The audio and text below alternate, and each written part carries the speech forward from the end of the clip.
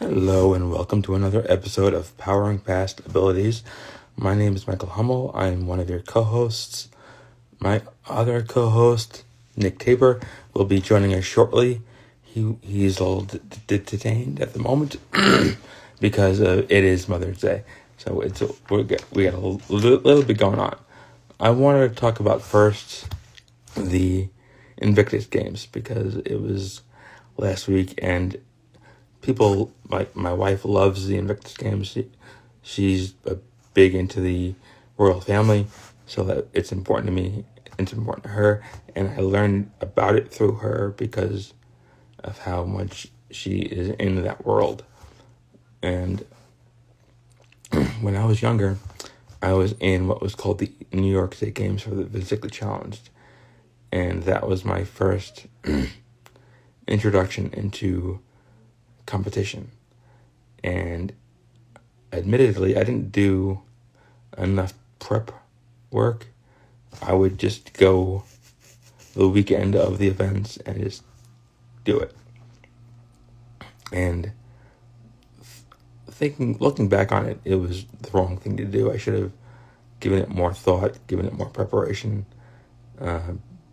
been more excited about it. I should have trained better, and it would have served me. I went the weekend of the events and I would just go and do it.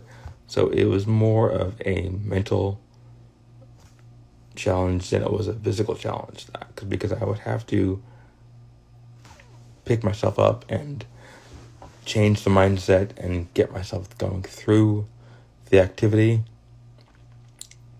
And it wasn't easy, but I got through it, and I was better off for it. It would always make me feel better when I was done, and it definitely got me excited going through it and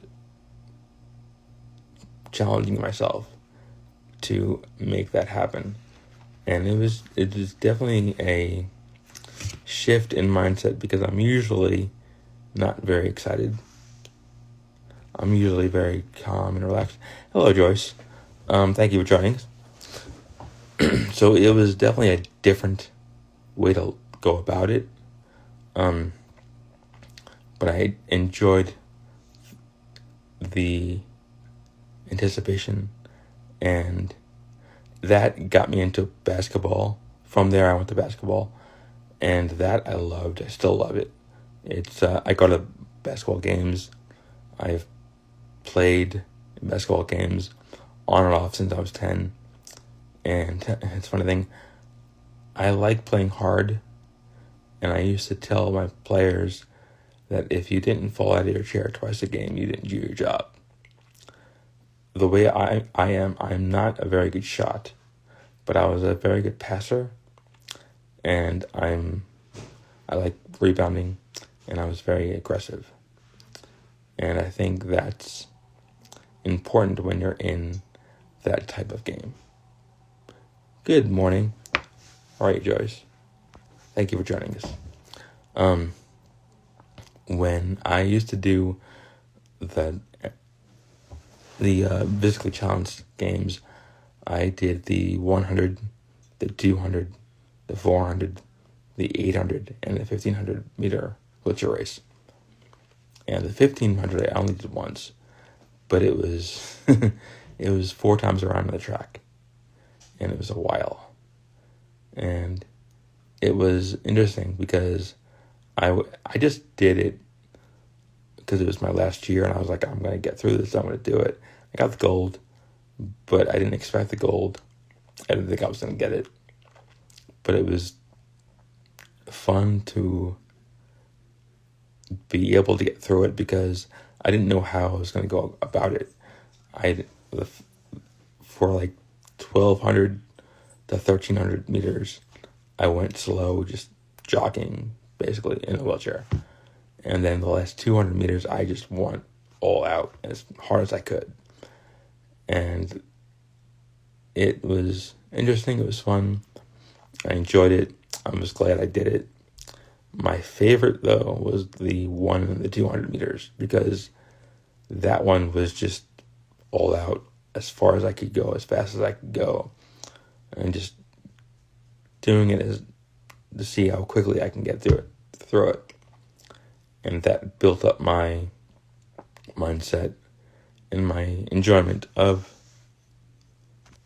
the events. Yeah, that was a lot of fun. It was a lot of fun. Thank you, Able Traveler. And hey, Brian. So those two things definitely gave me my sense of competition. I love competing, but I look at it as competing against myself, which is what you should do. I never thought of it as I'm going against this person, I'm going against this person. I always thought of it as I'm going against myself. I'm going to do this as quickly as I can and as accurately as I can to see if I can be the best person that I can be for myself, which I never thought of. Before that, I never thought of that as important, but that definitely changes your mindset. It changes how you think about yourself. It changes how you are how you are in the future for any number of endeavors. And I've taken that toward martial arts. I'm a yellow belt in Kempo. I love being able to be stronger mentally. And I did it because I wanted to take care of myself, my wife, and my family, and my house. So that if anybody broke in, I could take care of it. I had it. And that taught me a lot. It taught me that I could do it. Which before I didn't think of that as something that I could accomplish. And I thought, I'm in a wheelchair. Somebody breaks in here, I'm screwed. And so is my wife. That's what I thought. And that thankfully changed. And it made me a better person. It was challenging, but it was life-changing, mind-altering, and it definitely gave me the confidence and the strength to keep going. And I didn't know how much I could do in a chair until I started doing the martial arts, and it was interesting to see how far I can go. And I'm only a yellow belt, so I know I can go a lot farther. But practice makes perfect, or at least close to perfect, because I don't think anyone's perfect. I love the activity that martial arts gives you. And also, I work out 6 times a week. So I love lifting weights and becoming stronger. And it's just makes me feel better about myself to be able to do that and to go as far as I can. And the whole story, Wheels and Warriors, is basically because of my workout routine. I worked out in 2017, and I used my Instagram account to give myself an accountability tool. I would take videos and pictures and post them as, this is my progress, this is where I'm at, this is what I'm doing, and showing people if I did it, I had to keep doing it, because if I didn't keep it up, I had no accountability. And having accountability to myself doesn't do anything, because I let myself off the hook. But if you do it to other people, they don't let you off the hook, or at least they shouldn't. And that gives you the confidence to keep going. And then once you have that, it becomes an internal source of motivation that will it'll make you want to keep going. And that, once you get there, that's the ultimate goal.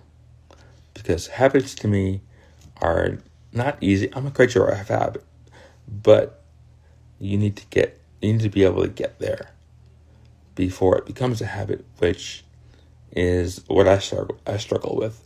It's always getting over the hump. And that was always the problem for me.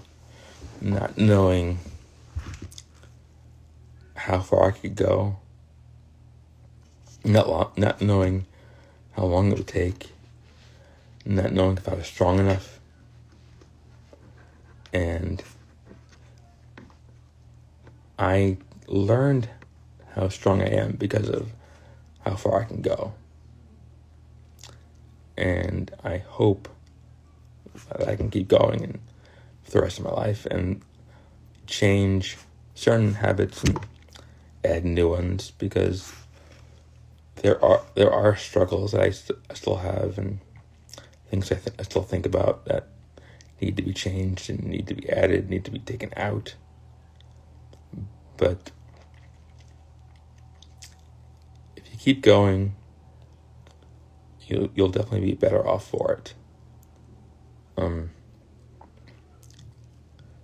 It's funny. The community makes me want to be more in that world. What I mean by that is I'm an introvert, and I don't necessarily like being around a lot of people.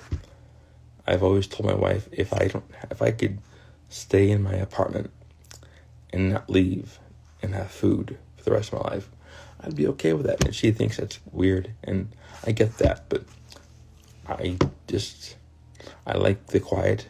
I like the peace. I like just being around myself. But being around people and being in a different environment and being around like-minded people who have that desire to, let's say, play basketball or do martial arts, it's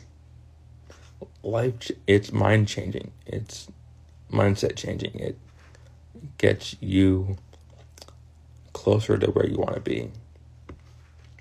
And when you're in there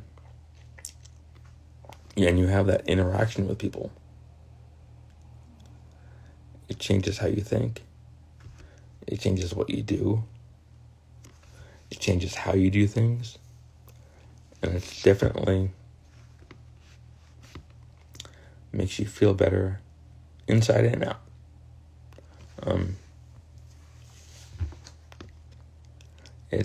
And you meet people that you appreciate. You meet people that you look up to, that you become friends with, and that you can share your struggles with. You can share your wins with. You can have a back and forth with them, and that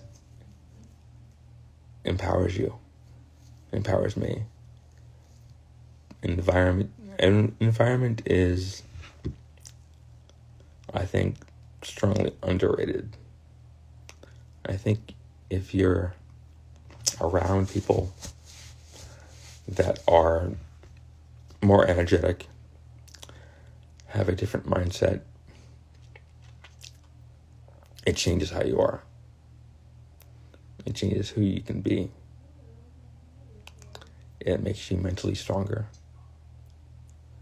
and which can change what you do, and that will make you physically stronger because of what you do and the exercise you do and the workouts you may have, and it definitely can change your world. Like, I would go to martial arts and see people who've gone farther than me, and I've seen people who are at the same level as me. And just to see both of those progressions was an interesting dichotomy.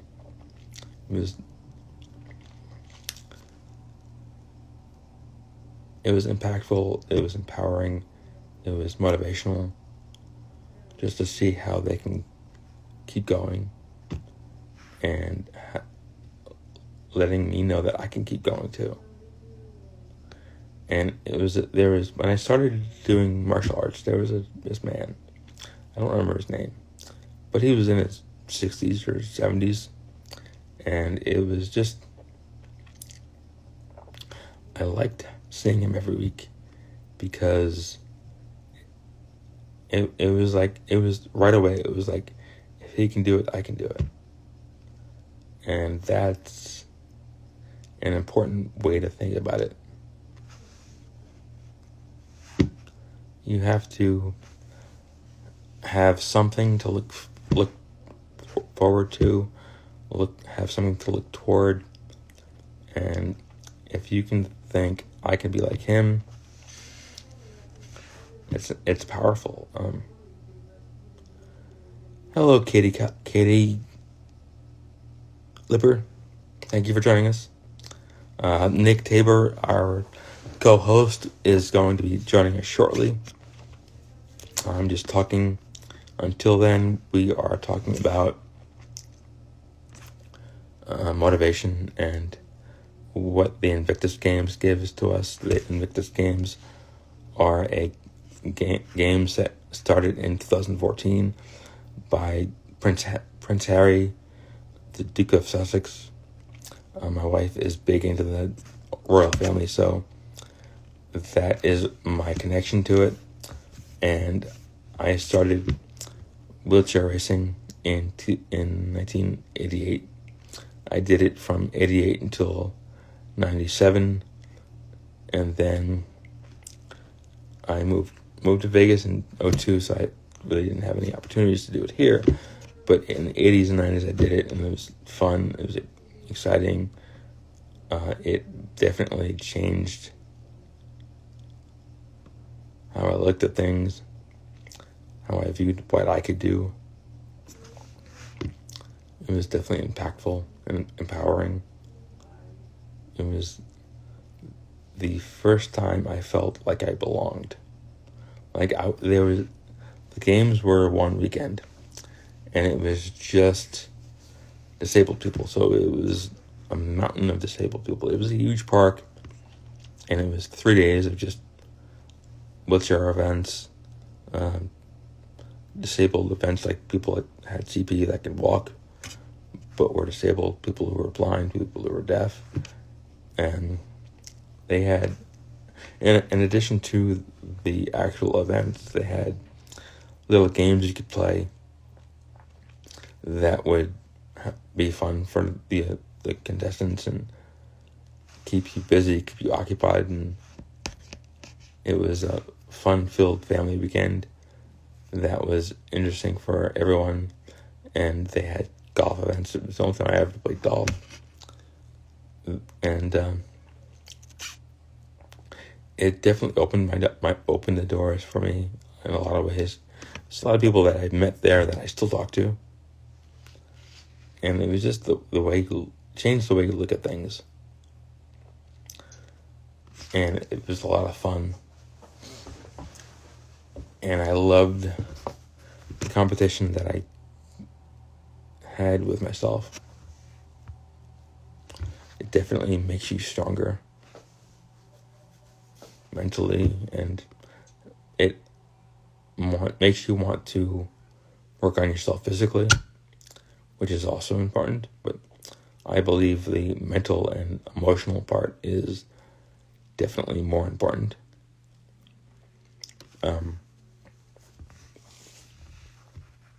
And having talked to Nick and met Nick about a month ago probably, I admire what he does. He's a black belt. He has CP, and just his approach, his mindset, the way he looks at things, the way he talks about things. It's definitely life-changing, empowering, and it makes you want to be more like him. Just the way hearing how he speaks of things makes you happier, makes you feel better about yourself, makes you feel better about what you're doing. And I want to end the stigma of disability. I want to change the way people think about, interact with, and perceive disabled people.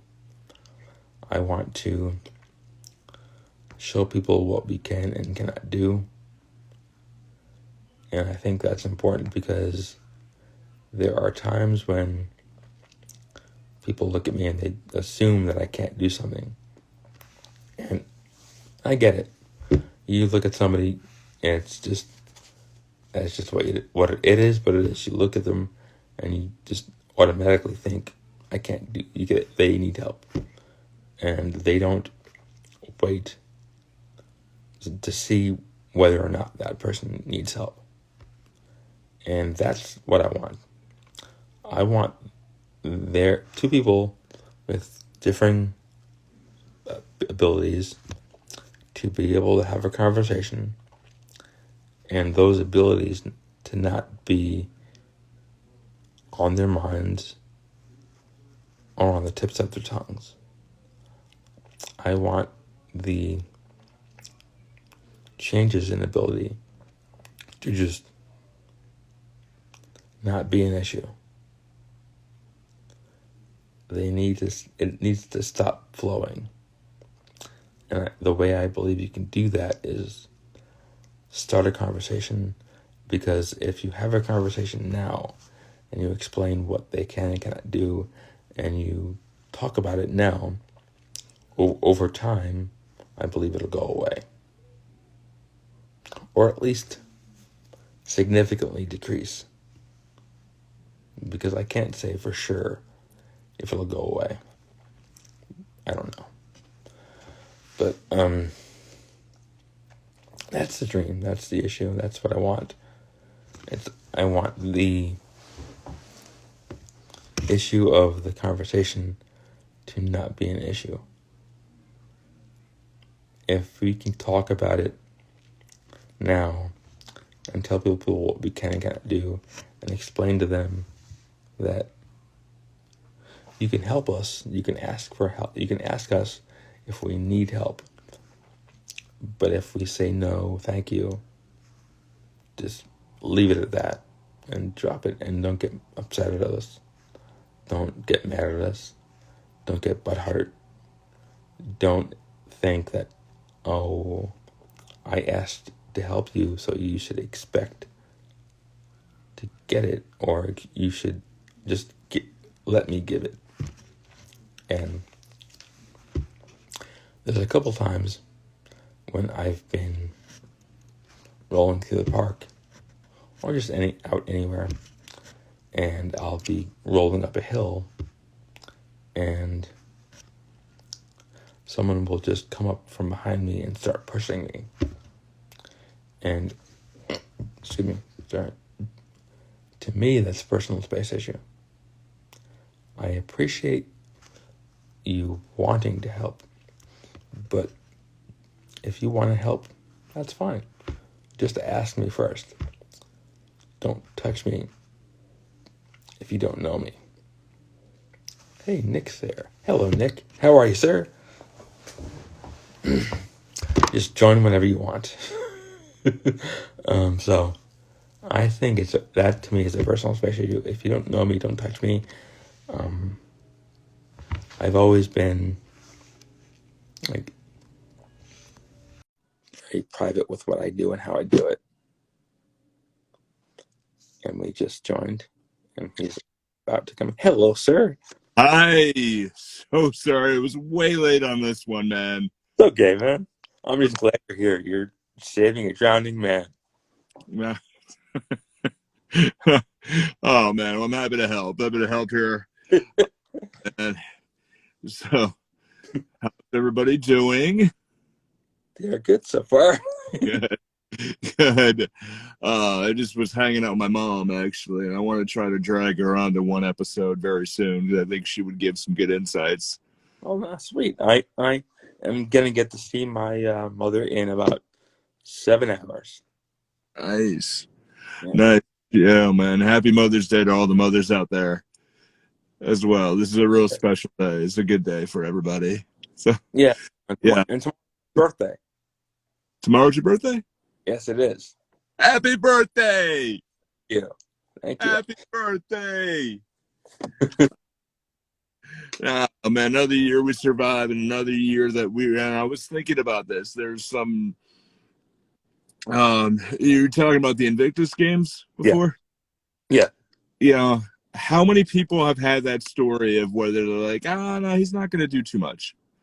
Yeah. As much as we've had, how much we're not going to do too much, and you see them do everything they're doing, especially even with the Paralympic people. Yeah. Yeah. Especially if you're injured and like, you have this traumatic injury.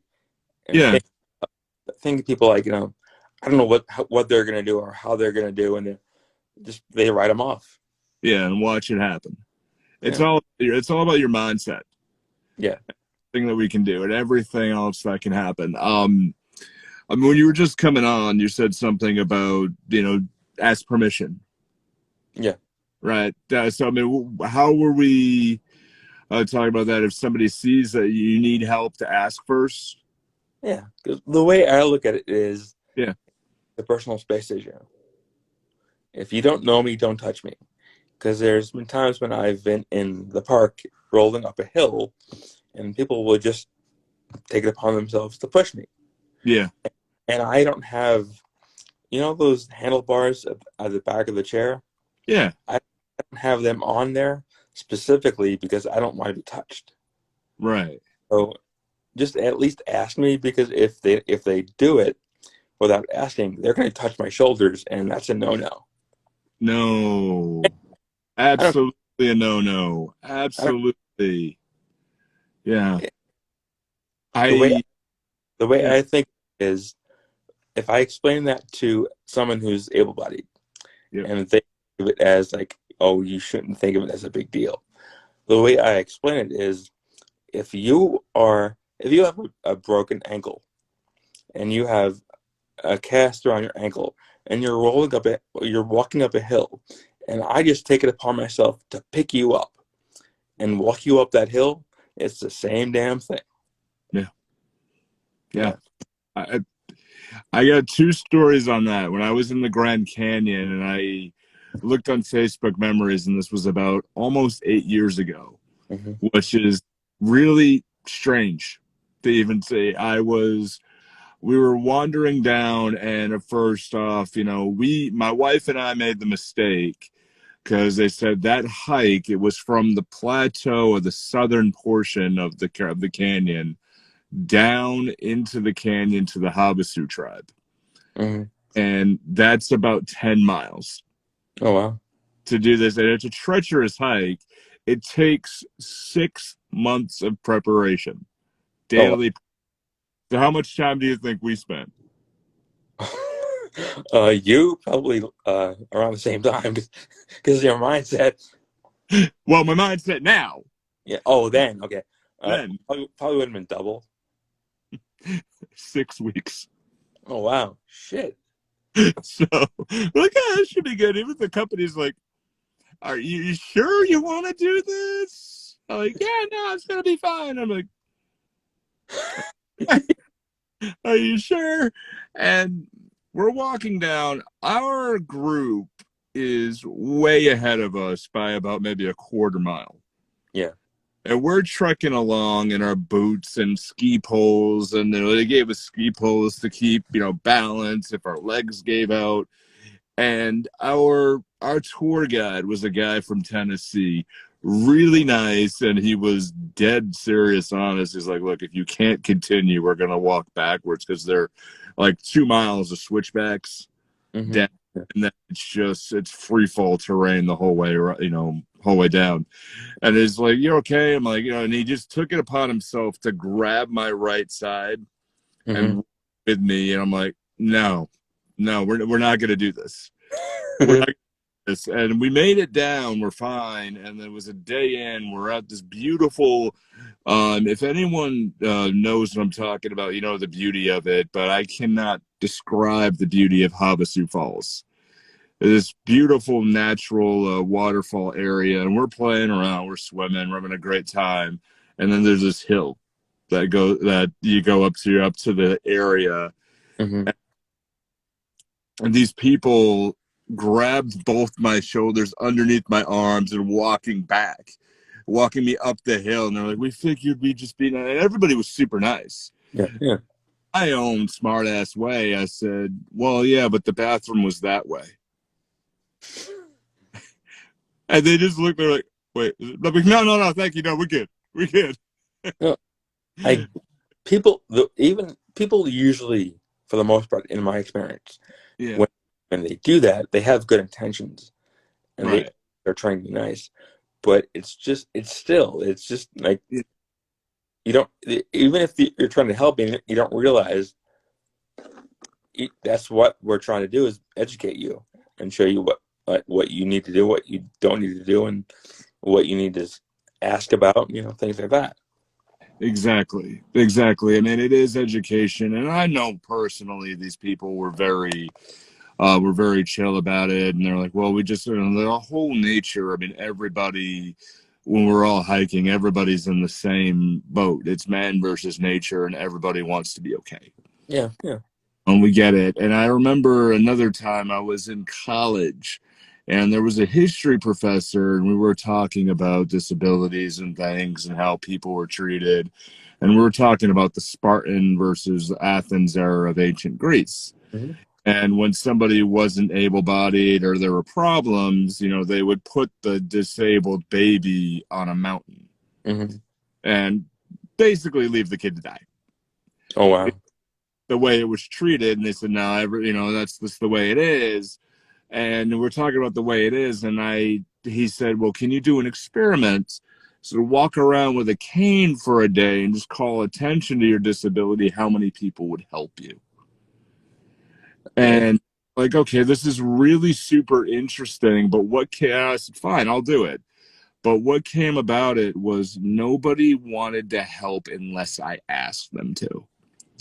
So I had a briefcase, I had a backpack with me. I'm walking with my cane. If I came to a door, I fumbled, I looked at somebody, I'm like, hey, do you mind? yeah, And they did that. And I think that was like the most gratifying thing. And a little bit, I remember I was a little irritated about it.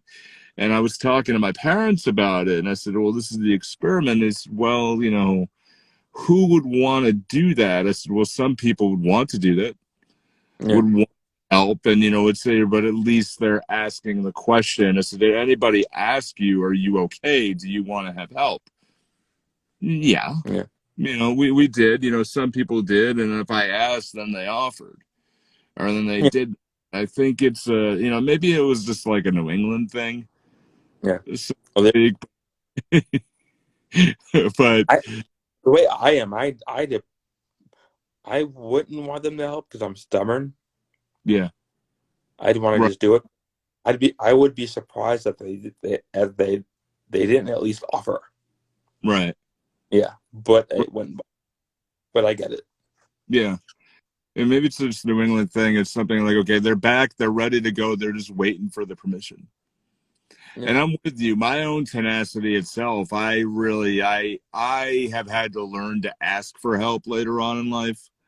Mm-hmm. Whether it bled over into other things in my life, with leadership or homework or anything else, because it was always the same deal. Yeah.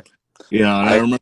I remember my dad, waiting for me, and we had this door that he ended up replacing in one of our house I grew up in, and it Mm-hmm. was an easy.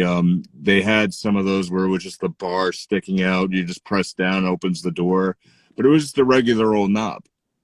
Yeah. And he waited for me, but he was holding my left hand and waiting for me to open the door and just being solely patient with it. It's like, you can do that. It's like your mind is telling you that you can't do it.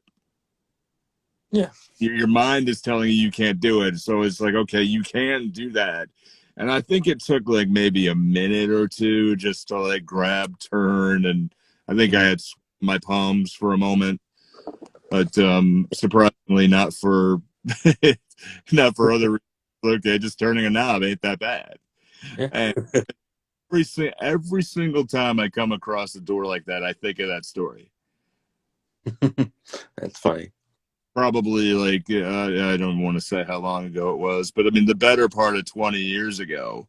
Mhm. A young kid, and he's holding me like this, and I'm just like that, just turning. I don't know if the camera can see it, but just turning the knob and thinking about it. But it really is. It's also a part of our own tenacity, Yeah. Yeah. really, to try to do more. It's just how mentally strong you are and how you go about things and your Yeah. mindset. Right. Gosh. Right. Yeah. All right. I remember actually. It's funny because I'm sitting in my car and I had so many stories flooding the front of my brain. I remember when I was going for my license. Hmm. And I was so nervous, and my right leg starts shaking, and it is there the I don't know if you had the same thing when you learned how to drive, but we have it here. You drive with a state cop. No, we don't have that here. I got my license in New York. I'm in Vegas now. Right. Um, they were just somebody that worked for the DMV that did my test. Oh, okay. Okay, yeah. I think they're starting to do that here, but we drove. There was a cop in the passenger seat Hmm. and drove around with us. But I remember he was laughing because I got nervous and my right leg started just twitching and banging and everything, and eventually the car is going like this. Oh wow. But sorry about that, folks. Okay. And that happens. But and I was banging and banging, and then he restricted me to have a knob. And he said, I want you to have a knob so you can grab the wheel because it seemed like you were having trouble grabbing the wheel with your right hand. So you put a knob there and then you can turn better. Yeah. And you're going to have that, but it's going to take you 6 months to prove that you could not use it anymore. Yeah. Yeah, so it was a restriction on my license. I had to have a knob in case I got pulled over. Had to have that thing. And I remember I'm like, okay, I want to make one that looked really cool. It was a giant 8 ball. And then I'm like, okay, it's great. I mean, they wanted to make sure everybody was safe. I was safe. I could drive. I could do it. Yeah. But then, like you never asked. You just assumed that I was having trouble. And that thing always kept me in the way. It was always in the way. So eventually, what I did was revisited this and just did it so I could snap it on in case I got pulled over. So Hmm. 6 months later, I did this, and I'm like, look, I can turn, I can do this, turn the wheel, and do everything. It's like, yeah, this thing is useless. I don't even know why nobody even asked you. It's like, are you okay with it? Or maybe you wanted to reschedule it. Is it maybe somebody who just didn't have their coffee that day? I'm like, well, it was 6 o'clock in the morning, so probably. It's like, okay, yeah, but it's just the same deal as you don't know who. And I think that cop, and I think about him every once in a while, and he looked at me and just made an assumption. Yeah. Now, I have a really cool 8 ball on here, and I'm like, okay, that's great. How many people ask me if I played pool? It's funny. I suck at pool until I'm drunk.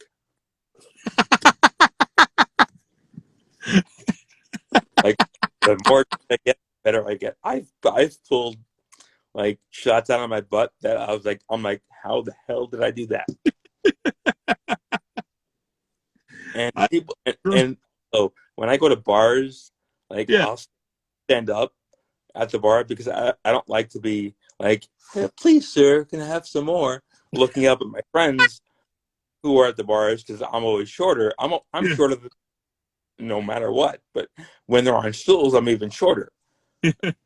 Like when I play pool, yeah, or like surprised when I stand up because I stand up when I play pool yeah, because it's easier to move or hop around the table than right. That so. would and I get that. Yeah. Yeah. Yeah. That's a lot of fun. But I am getting better. But I wanted to say I do have one of those suicide knobs on my steering wheel, and Really?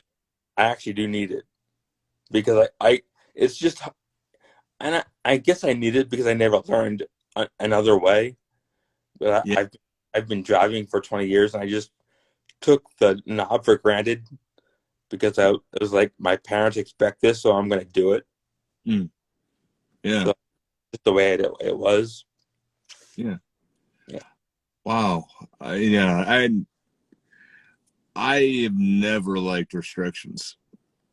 I have never, ever, ever liked restrictions itself. And I remember when I was in Italy Hmm. at our honeymoon, and you don't know how much the American Disability Association has power over here until you're somewhere where there's no restriction. Yeah. You know, walking upstairs into the Coliseum with no railings. Oh wow. With no railings, nothing there because it's an old ancient structure and nothing's going on. Yeah. And there's nothing else going on, but it is still. I was like looking at this, and my wife was looking at me. She's like, "Are you going to be okay?" I'm like, "I'll be fine." But I'm screaming in my head. I'm like, "How am I going to do this? What am I going to do if my leg gives out?" Like, and I thought to myself, I'm like, "Can I sue the city of Rome?" Yeah, I got nothing going on with that. I think I'll be fine, and yeah, I'll do it anyway. And then just hugging against the wall, and there were a ton of senior citizens who looked at it, but it's the same. I think there are restrictions. It's the restrictions we've talked about this. And it's the same message we talk about this all the time on the show. It's the mental restriction. Yeah. I'll be eventually you're like I'll be okay, Yeah. and overall we'll be okay because it is the tenacity that saves you. Yeah. Anyone who is watching this who does have some form of disability, I mean, it's okay, for what you may have restrictions for. You're like, okay, I can't get past this. Hmm. That's, but I'm not going to say that, you should never have a restriction in front of you. It's just my own thing. I'm like, I ain't going to do that. And I go back to the knob, story about trying to open the door. I'm like, I know I can open that knob. I know it's just my own head. Yeah. It's my own head that's telling me I can't do it. Could I physically not do it? No, I could do it. I just needed to know I could. Yeah. Yeah. You know, Exactly. Michael can stand up while playing pool. Yeah. Yeah. How many take that easy route and go, nah, I can't play pool. Okay, I can't do this. No, Yeah. do it anyway. Well, I would ask the audience, what restriction do you think you have that it's just in your head? Yeah. That's important because the Yeah. way it's the way you look at things, Right. what you can and Yeah. cannot do. Because Yeah. I'm reminded of a quote. Have you ever seen The Truman Show? Yes. Yeah. One of my favorite movies. Yeah. You accept the reality of what you are given. I love that quote, Yeah. and it's true because if you're told something and you're not like, oh fuck this, I can do that, Yeah. then you just give yourself your own limiting belief. Exactly. Exactly. Yeah. Oh, it's not doable, or it can't happen, or oh, this is just too much. Yeah, This is too much.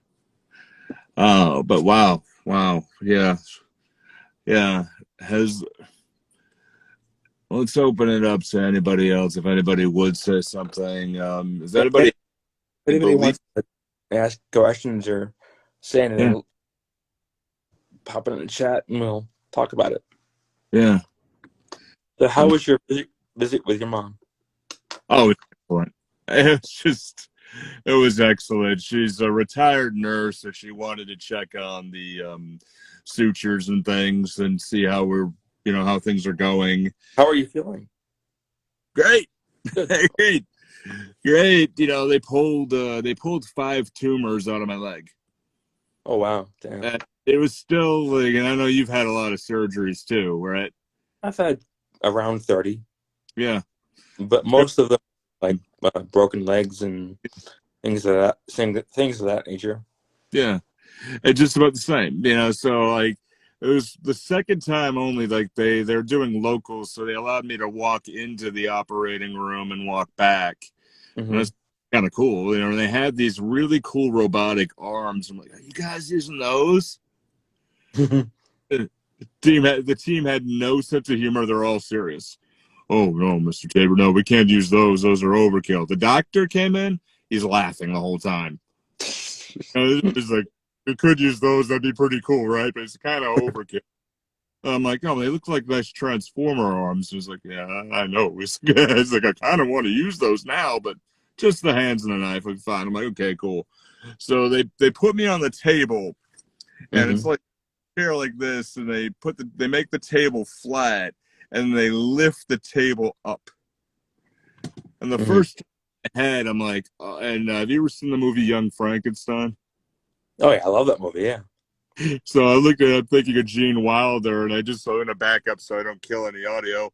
But I just looked at him like, it's alive!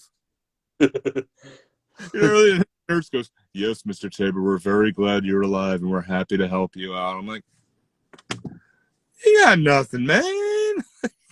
Oh, Have you man. ever have you ever seen the bloopers to that movie? They're hysterical. No. They're hysterical. Go on YouTube. It's awesome. All right. All Yeah. right. Yeah, but there's afterwards they wheeled me back, and immediately I could feel the pain going away from the legs. So there was a giant tumor right on my left side. He pulled out, he looked at it, he's like, okay, we're gonna have to dig into the muscle to dig the veins out. Yeah. So they go back.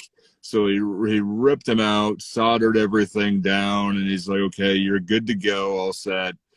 But he said that one's gonna hurt. It does hurt a little bit, just healing, because he had to cut the muscle Yeah. in order to get it done. But everything is pain free. Oh, awesome. That everything is pain free. And he told me, he said, like in a couple of weeks, we'll kind of know how everything heals, but it's going to take a little time before I can, like, maybe run again at full speed like Mm. I used to, but because the way things are. Yeah. But life had changed. So, yeah, looks like we didn't get too many questions. No. But I would throw one at everybody. What was that? I would throw one at everybody else. Okay. What limiting belief do you have? And is it in your head? And why is that? My limiting belief is that I can't do it.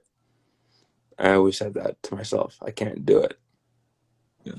And that's just the way I've always been. Yeah. Hearing it from people, like there are certain people that tell you can't do something, Yep. and I believe they do it for motivational purposes Mm-hmm. to make you Right. try it. Yeah. I was never that way. Right. The way I am is if you tell me something, I'm going to believe it. Yeah. And it's just going to cement what that belief is, which just drowns me further in that limiting belief. Yeah. So that I'm actively trying to get past that. Yeah. I have a little bit of opposite feeling on that, because if somebody tells me I can't do it, I'm stubborn and I want to prove that I can do it. Mm-hmm. And if somebody says, Not the important things. yeah, if somebody says to me, I bet you can't do it. Like, I Mm-hmm. immediately go to like Marty McFly being a chicken. Like, nobody be a chicken, and I have to do it no Mm-hmm. matter. So like me and a buddy of mine, we're on Space Mountain in Disney World, and I bet it's like, okay, he's like, I bet you're not gonna get scared. And I'm like, okay, now I gotta go do it. I gotta do something. Yeah, And my limiting belief has always been that I have to prove myself more than anybody else. I get that. Yeah, that I have to I have to work harder than everyone in order to fit in. I have to work harder than everybody else because of the way I am. Yeah. They see me, they see my arm, they see my leg, they see the cerebral palsy and go, all right, he's not as smart as us, or he's not as good as everybody else is. Hmm. Have to do it, and I have to do it. Yeah, I get that. That it's the same way socially, the same way with any job or anything that I've ever done in life. Yeah. Even to the point where I was talking with my mom about it, and even where to the point where it's like I cannot miss a bill, I can't miss rent payment because nationally, everybody's been late on a bill at Hmm. some for through no fault of their own, possibly, but I can't be that average. It would, the way I am with bills, it would scare the crap out of me if I was late. Me too. Yeah. Me too. But that's an example. It's like, okay, well, everybody has one. Or don't worry about it. No, I have to be above. I have to do more than that other person Yeah. because people see me as lesser than them. And I know that's not the truth.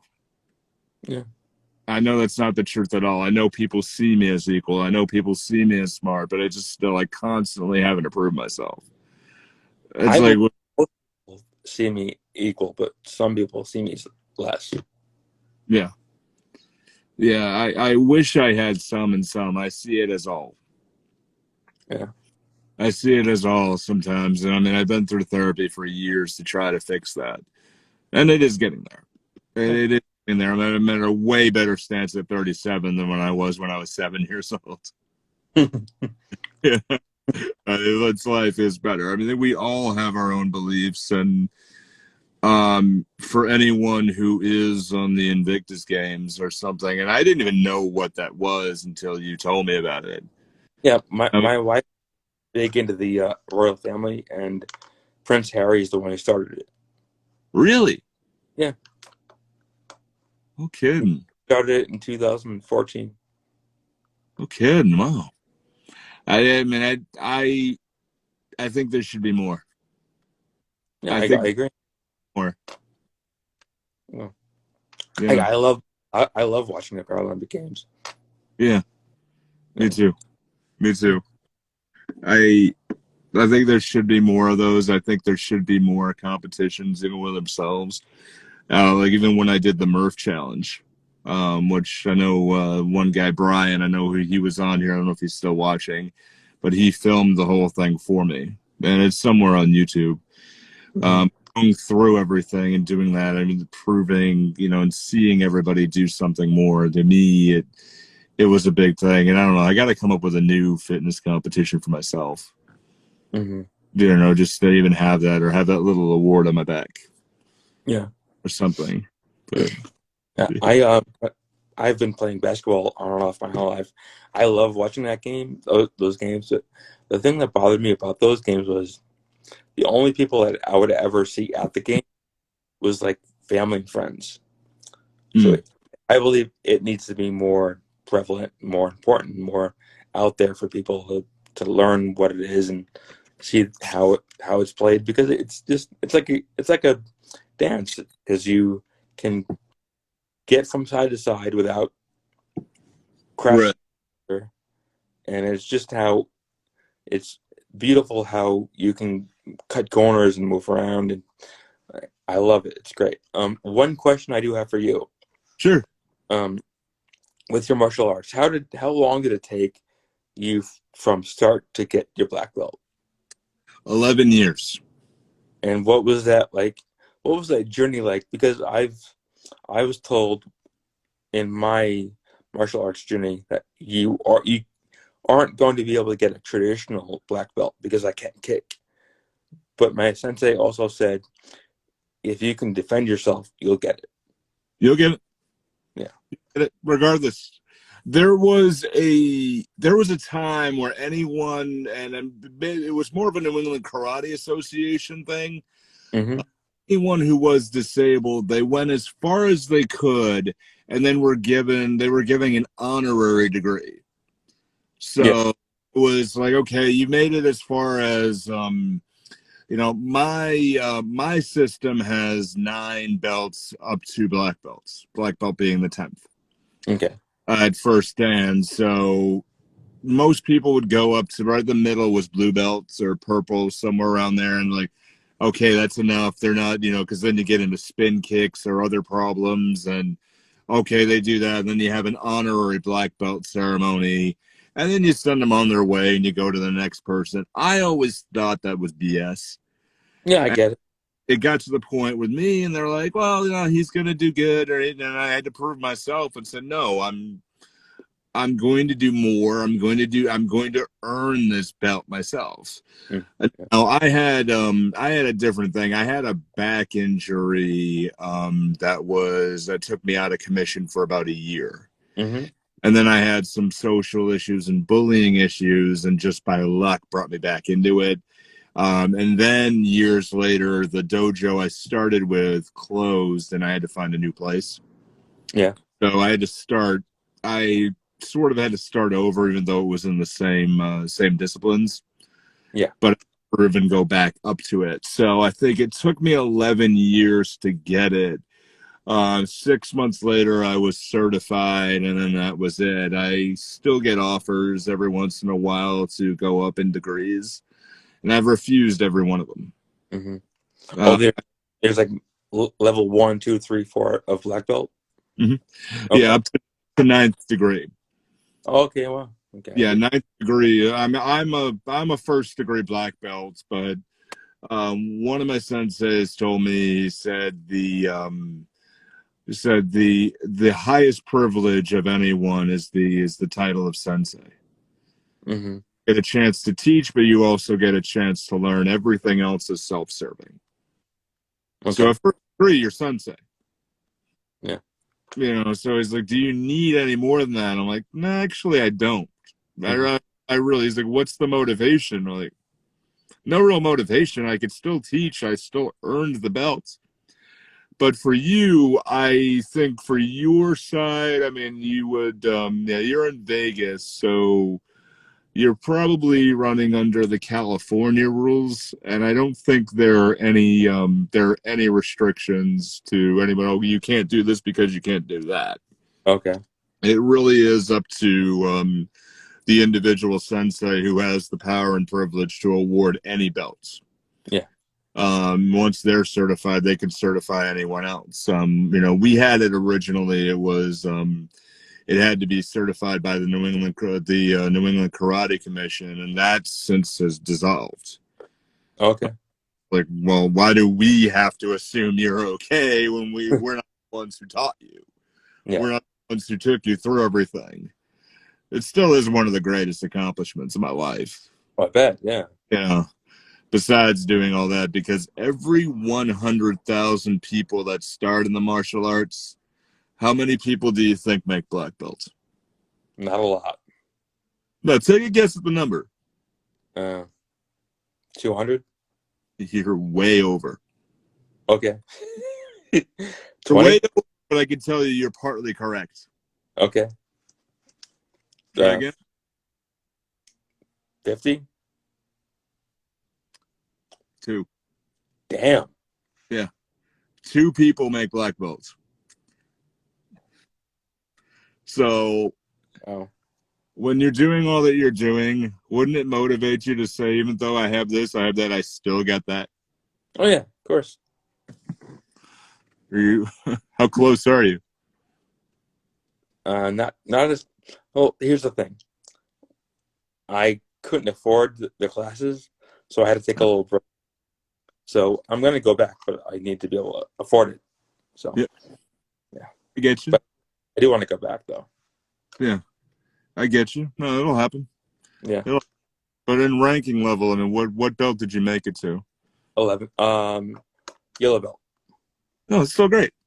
Yeah. I'm 2 belts in. So Yeah. No, it's still great. There's a journey. yeah. I'll get There's there. Yeah. there's a climb upward. Everybody who has done it, if they've advanced, they even earn a few stripes. Most people take a few classes and then they're done with it. Yeah. the large majority of it, because once you said the 100,000 people that do to make black belts at the end, how many people drop off? Oh, a For ton. able-bodied, how many people drop off right away? Yeah, no, I don't think no, I don't want to get hurt. Yeah. Yeah. Or how many kids go, no, I'm kind of good with this one. I want to go play video games. Yeah. You know, They don't want to go through the struggles and yeah. hard it's going to be. Every struggle is real. That's the phrase, the struggle is real. It is real. Yeah. Yeah. It is absolutely real. And any struggle that you do go through is worth it in the end, because it prove it. Like, I mean, I think that's why the last episode where I was saying the 6-year-old self, when I was 6 years old, I still remember the first day when I walked into the dojo. Yeah. And I can remember the smell of that carpet, looking at the dojo floor, and said no shoes past this point. Mm-hmm. Sign that says no, nothing. Can't is a 4-letter word that can't be used. I said again, can't is a 4-letter word that is not used in this dojo. Yeah. I like that. I've never heard of it before, but I like it. It sticks in my brain. It sticks in my brain. It's just here. Let's say that Nick is a beast. Much love to him. Thank you, Cyrus. Thank you, Cyrus. You're a great guy too. Thank you for letting me have my message here. I appreciate it, but it's still everything that you do when you talk to yourself at 6 years old. Talk to yourself, and you're in a situation you can't afford it, but imagine yourself at the top of the mountain. Yeah. At the top of the mountain, you're like, dang. Dang, I did this. Yeah.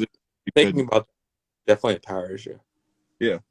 Yeah, where others say you can. And I believe people say that we can't do it, or people say that we couldn't do it because they're projecting their own inadequacies on us. Yeah, it's true. I don't think you can do it is really saying, I don't know if I could do that. Yeah.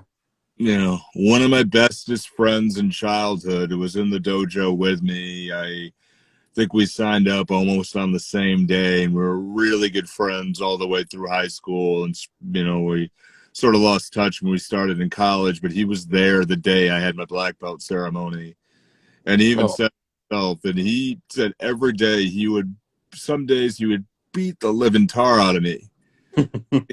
Just happen or something, and he would find a weakness, and he said, he's like, dude, you made it to the top. Yeah. You made it. I didn't think I could do it. That's why I quit. He's like, you never, ever, ever, ever, ever quit. Mm-hmm. And I really don't know how to. I've never even really resigned from a job. Oh, wow. Really? Neither have I. I've been fired. I never resigned. Laid off. Seasonal jobs, and then I'm like, okay, or something like the contract ran out, but Mm-hmm. I just realized, talking about that, I've never even resigned from a job saying, I'm good. Yeah, I'm good. Bye, everybody. That's just something of no quit mentality, I guess. Yeah. I guess. I get that. Yeah. That's good. I think we're good here, right? Yeah, we're good. Now, I actually have to get some cards for Mother's Day and birthdays today soon, because we're having a party on Mother's Day, birthday today. Because Awesome. my birthday's tomorrow, my Mother's Day's today, Yeah. and a friend of mine's birthday is today also. So we got a lot going. That's great. Yeah. That's great. Yeah, my wife's birthday is on Thursday. Oh, sweet. Nice. Oh, they do that. My wife's birthday's Mother's Day today. My wife's birthday is on Thursday. In a few weeks, our 21-year anniversary of our first date. Okay, and then wow. after that is our 10-year anniversary of being married. We just celebrated 3 years, like 2 days ago. And yeah, right on. Good to you. And my wife's birthday is on October 9th, which is John Lennon's birthday. Yeah. Yeah. Awesome. Yeah. Well, I'd say imagine that, but that's kind of corny. If all of you got that, then that's that. So Yeah. yeah, when I tell everybody, I'm like, yeah, I got all that, and they're like, oh, how could you do that? I'm like, yeah, it's a great thing, but thankfully my father doesn't care about Father's Day because I got no money after that. Yeah. Yeah. I got no money after that, but we'll see. So, all right. No. Yeah, this is always a blast talking with Mike. Yeah, right. I I got some love ideas for the next episode, and we had some audio issues the last time. I'm in the middle of editing the last few episodes that'll go up on Anchor.fm very soon. Okay. I'm sorry, with the surgery and everything else, I really even had not had time to finish all the rest of it. Yeah. I'm surprised you made it today. Me too. Me too. I'd have taken it today. Hmm? I surprise myself sometimes too. I would have taken it today, you know. Nah, I'm good, man. I'm good. I don't like resting too much. At least that's the difference. So, all right, guys. So I'm gonna actually exit myself out of here. Okay. I'll All see you right. later, man. Talk to you See ya. later. Bye. Enjoy yourselves. Be good, everybody, and Thank you. keep rocking. Yeah. Bye.